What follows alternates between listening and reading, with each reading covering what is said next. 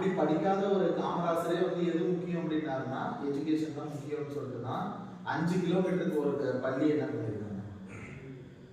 நீங்க பாருங்க, ஒவ்வொரு 5 கிலோமீட்டருக்கு ஒரு பள்ளி இருக்கு.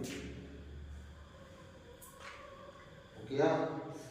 அப்போ நீங்க இந்த உலகத்துல எதையாவது மாற்றம் செய்யணும், ஏதாவது மாறணும்னு விரும்பினா உங்களுக்கு கண்டிப்பா தேவை என்ன அப்படின்னா எஜுகேஷன் தான்.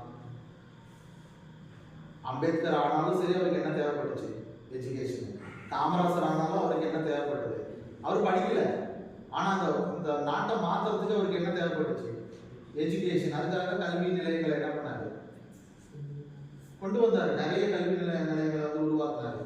ஒவ்வொரு கவர்மெண்ட்டும் வரும்போதும் அதிகமா அவங்க கான்சென்ட்ரேட் பண்றது வந்து கல்வி தான். சரியா?